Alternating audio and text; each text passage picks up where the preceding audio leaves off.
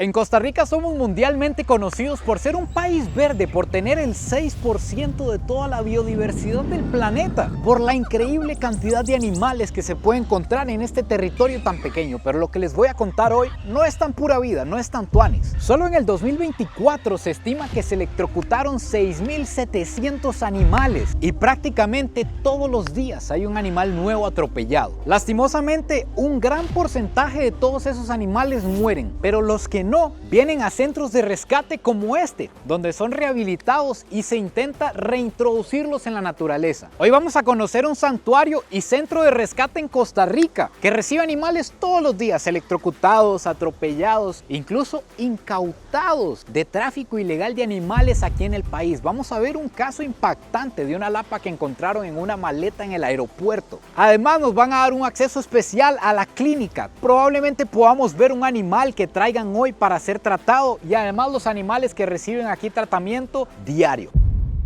Amigos, en diferentes lugares del mundo hemos visto proyectos de conservación increíbles. Vimos la conservación de los gorilas, vimos la conservación de los leones, de los chimpancés y de diferentes animales en el planeta. También nos encontramos con fundaciones que apoyan niños en la calle, los niños malditos de África que abandonan los padres por sus creencias. Y debido a estos lugares que me impactaron tanto, yo pensé, tienen que haber fundaciones así en mi país, en Costa Rica, y que necesiten visibilidad. Así que debido a esto, y vamos a empezar un nuevo segmento en el canal. Esto no va a cambiar absolutamente nada, vamos a seguir visitando lugares extremos, raros, peligrosos del planeta Tierra. Pero de vez en cuando tienen que entender también que no soy una ONG, yo no gano absolutamente nada más que aportar mi granito de arena. De vez en cuando, cada vez que pueda, quiero traer fundaciones, proyectos tuanis que hagan cosas positivas por el país e incluso más adelante puede ser en Centroamérica y Latinoamérica.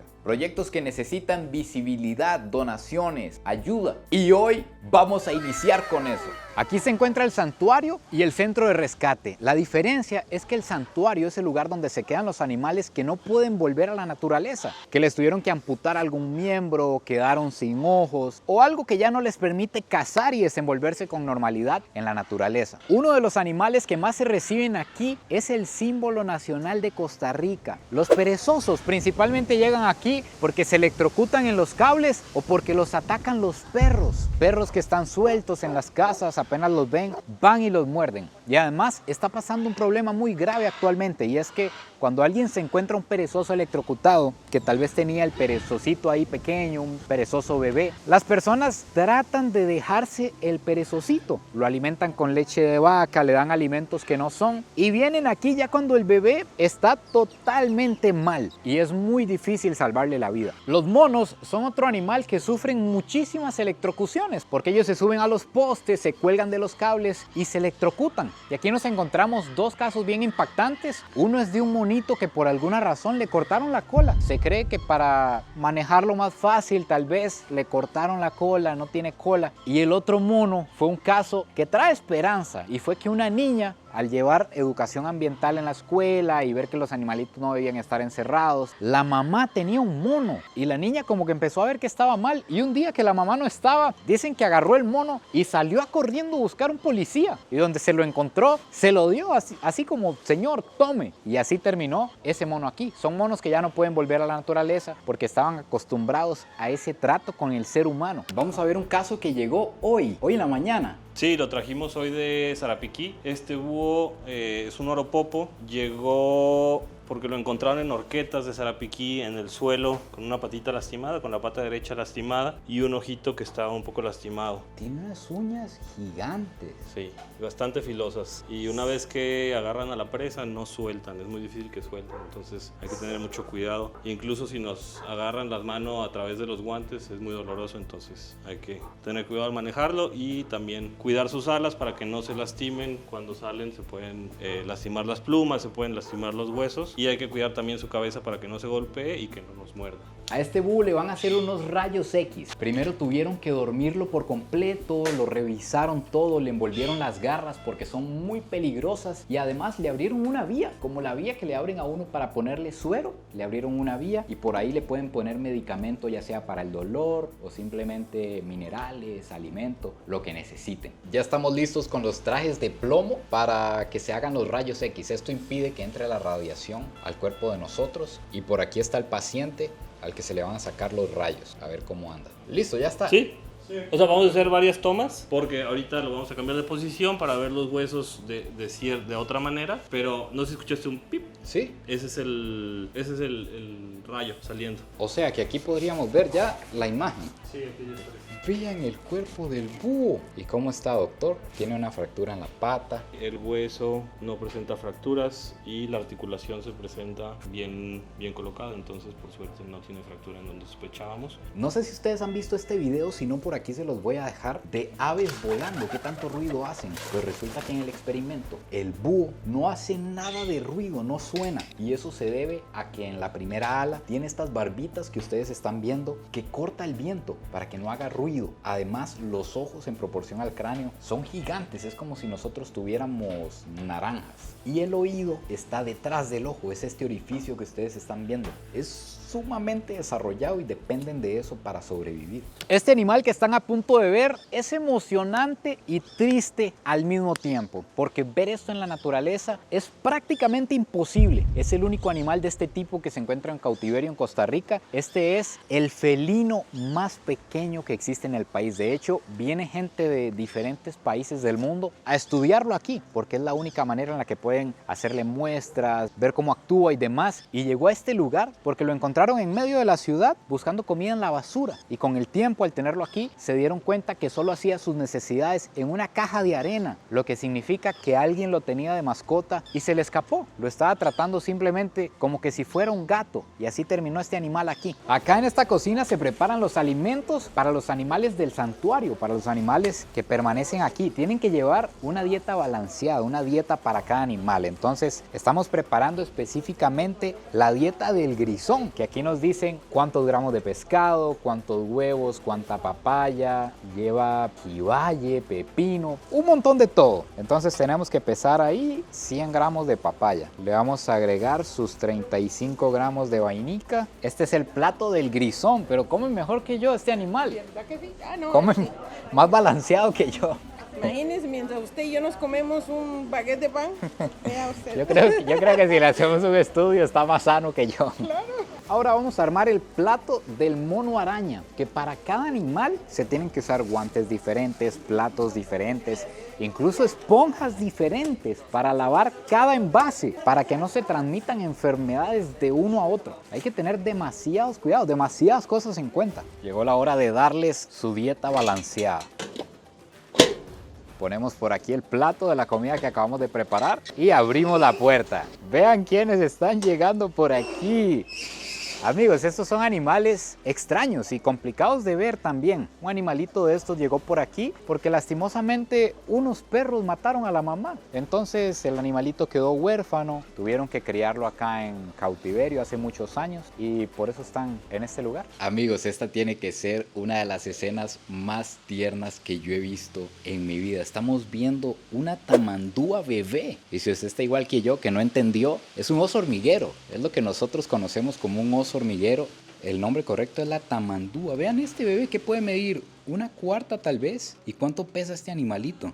Ahorita tenemos que está en 380 gramos, de un peso adulto que puede llegar a ser 6 kilos, pero esta tiene como alrededor de un mes de vida, mes y medio, porque cuando llegó aquí al centro de rescate tenía aproximadamente 1 o 2 semanas. Todavía traía el ombliguito entonces, el cordón umbilical. El cordón no, pero todavía no lo tenía del todo cerrado, quedaba como la cicatriz del ombligo todavía abierta o un poco seca, que digamos. Amigos, vean este animal, este animalito lo encontraron solito, huérfano. La mamá estaba muerta, no se sabe si la atropellaron, no se sabe qué le pasó a la madre, pero encontraron el bebé, lo trajeron acá y aquí lo están rehabilitando, lo van a hacer crecer y lo van a ayudar para después reintroducirlo de nuevo en la naturaleza. Está tan bebé que todavía necesita una incubadora. Todavía no come ni hormigas, ¿verdad? No, aún a esta edad se seguirían arriba del lomo de su mamá y necesitan ser amamantados. Así es que sí, los tenemos en incubadoras porque para ellos es muy importante la temperatura, porque no son de climas tan montañosos o helados como puede ser aquí en esta área de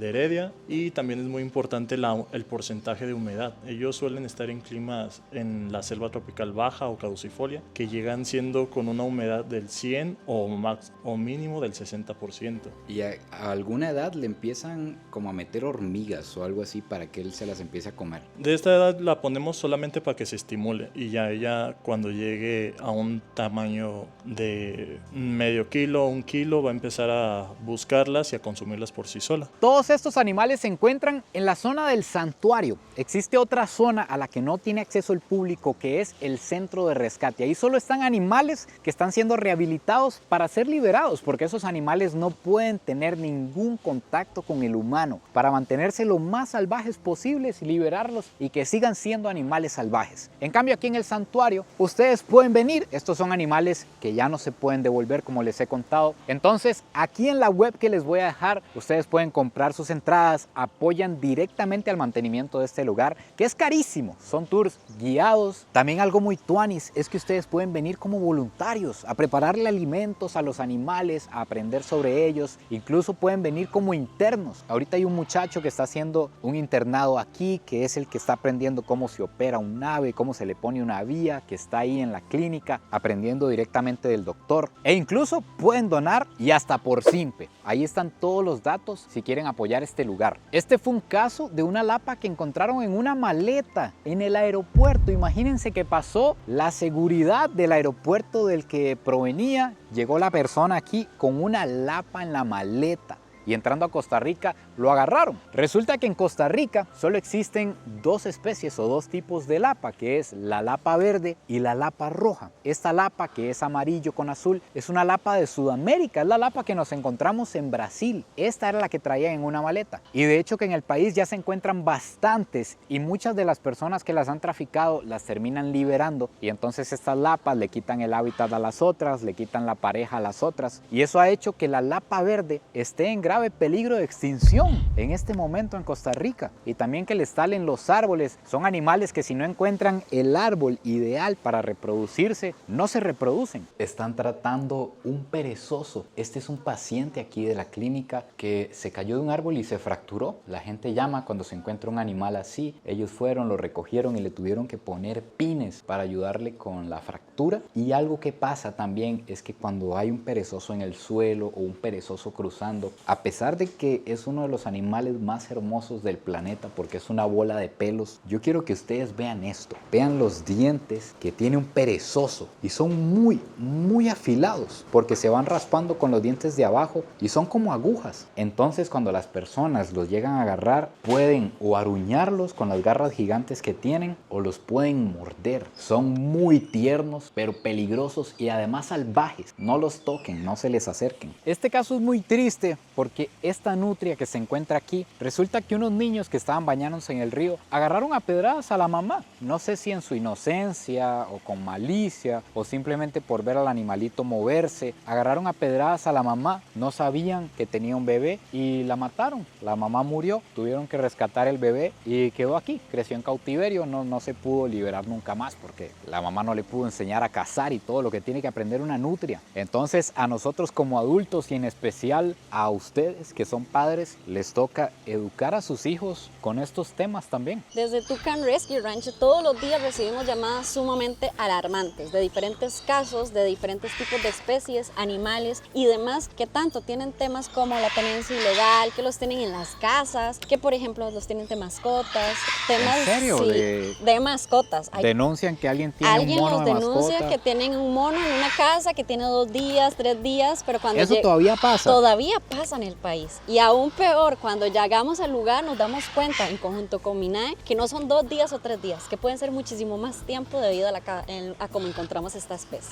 O sea, es como que vieron que el animalito se estaba poniendo triste, entonces ya lo devuelven. Exactamente. Se cree que siempre que se hace una buena acción el intentar ayudar al animal cuando está solo o cuando se queda sin la madre. Sin embargo, es muy importante tener en cuenta de que muchas veces cuando están solos o que están heridos, lo único que podemos hacer es dejarlos ahí y llamar a las autoridades pertinentes, es decir, MINAE o el 1192, que es el número que siempre recomendamos, y ellos nos los van a trasladar a nosotros. ¿Qué hacer y qué recomendamos? Dejarles una sueta, una cobija o algo que los mantenga calientitos y esperarnos junto a ellos hasta que los lleguen a recoger. Ok, lo mejor entonces, si uno encuentra un perezoso electrocutado, un mono con un golpe o algo así, llamar de inmediato Sí. y que lleguen a recogerlo ahí. Exactamente, se llama de manera inmediata e incluso también pueden llamar directamente al centro de rescate, nos envían fotografías, ubicación del lugar y lo mejor que podemos hacer es acompañarlo en ese proceso, estar a la par, estar asegurándonos que van a llegar por él o por ella al recogerlo y nada más quedarnos ahí. Muchas veces sabemos que tenemos la intención de querer ayudar, de que crucen del otro lado, pero no hay que olvidar que los animales silvestres siguen siendo silvestres y heridos también se vuelven más vulnerables o más agresivos. Pueden transmitirnos enfermedades o nosotros a ellos. Algo muy preocupante es que uno creería que en pleno ya 2026 los casos deberían ir bajando, las cosas deberían ir mejorando con tanta información, pero no, más bien en 2024 se atendieron 300 y resto de animales y en 2025 el doble, 690 animales se atendieron el año pasado, solo en este centro de rescate, sin contar todos los que hay en el país. Amigos, tengo el honor de presentarles a Leslie, la fundadora de este proyecto hermoso que rescata animales. Me contaba que empezó con un tucán, que empezó con aves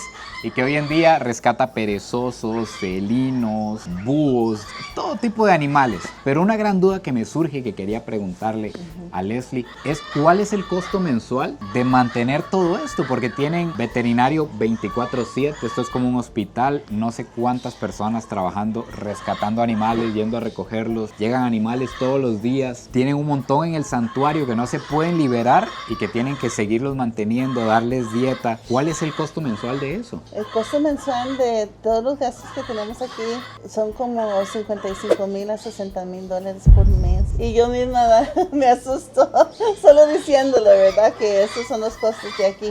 Pero sí es muy, muy caro mantener todo lo que hacemos, porque nosotros hacemos la parte médica, ¿verdad? De operaciones, de tomar radio X, de hacer estudios de sangre, de tener 5 veterinarios aquí a cargo de todo. 5. Más 21 empleados que tenemos. Tenemos también internos y voluntarios que nos ayudan. Entonces, toda una gran familia, todos trabajando, ¿verdad? Para la misma meta. Y aún así, teniendo ayuda de voluntariado y todo, también, digamos, los costos son tan altos. Leslie, y con costos tan altos, no me imaginé yo que costara tanto. Sí. Con costos tan altos, los centros de rescate como este y muchos otros que hay en el país, ¿reciben algún subsidio del gobierno, alguna ayuda de parte del gobierno o cómo se mantienen? Nosotros nos mantenemos por los tours educativos que hacemos y por las redes sociales que nos hacen donaciones por medio de eso, o también aplicamos para becas, pero el gobierno no da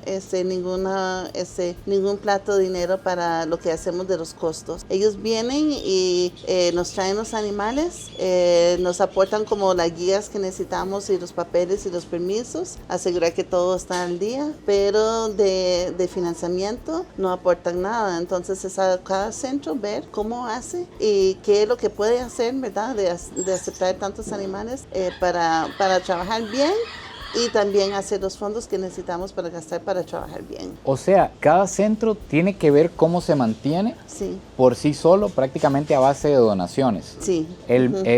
Un ente como el MINAE, que nosotros sabemos que es el que regula los animales y demás, ¿ellos qué función tienen, por ejemplo, en relación a este centro? Ellos, primero nos dan los permisos de tener el centro abierto, ¿verdad? Y hay muchas regulaciones en cuanto a tener un centro de rescate. Nosotros tenemos lo que es el santuario santuario y también centro de rescate. Y después también tenemos la área de liberación, que es en Sarapiquí. Entonces tenemos como 3 identidades. Cada una de estas identidades requiere biólogo, requiere un montón de papeleo y permisos. Entonces esa es la parte del gobierno, como asegurar que uno está haciendo el trabajo bien, asegurar que lo está haciendo, ¿verdad?, con lo que dice la ley de vida silvestre, que está bien, pero también nosotros muchas veces nosotros lo llamamos y nos dicen, es que nos llamaron de un animal, ¿verdad?, lejos, que necesitamos que por favor recogen al animal ustedes y lo traen. Muchas veces esa es la función de ellos, para ir a recogerlo, pero hay muchas veces también que llamamos para que nos ayuden y muchas veces saben que no tienen presupuesto o que no tienen fondos para gasolina y ellos tampoco pueden ir a recoger al animal. Entonces eso es un problema que tenemos que ver cómo hacemos entre el gobierno para que ellos tengan los fondos que ellos ocupan también para